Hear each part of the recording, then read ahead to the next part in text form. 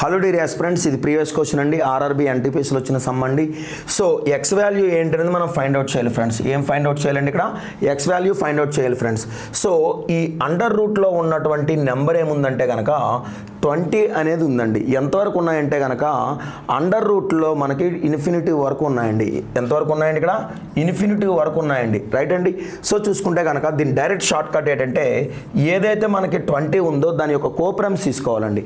ఆ రెండిటి యొక్క ప్రోడక్ట్ అనేది మనకి 20 రావాలి. సో రెండు కాంజుగేటివ్ నెంబర్స్ యొక్క ప్రోడక్ట్ అనేది ఏంటంటే 20 అవుతుందండి. 4 5 ఏమవుతుందంటే మనకి 20 అవుతుంది ఫ్రెండ్స్.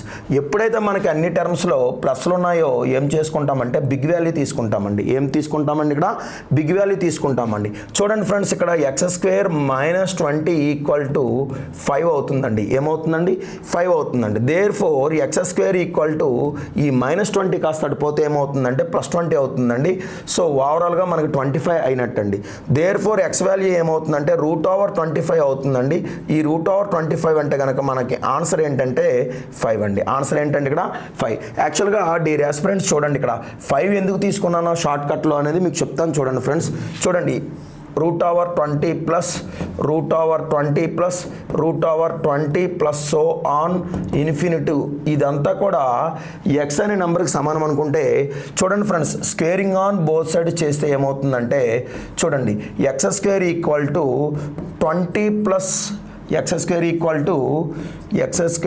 టు 20 ప్లస్ ఎక్స్ అనే టర్మ్ తీసుకుంటామండి. ఇదంతా కూడా ఒక ఎక్స్ అనే వాల్యూకి సమానం అండి, అప్ టు ఇన్ఫినిటీ వరకు.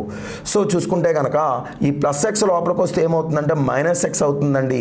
ఈ +20 లోపలికి వస్తే -20 అవుతుందండి, ఈక్వల్ టు 0 అండి. X square -5x plus 4x -20 equal to 0 అండి. అండర్స్టాండ్?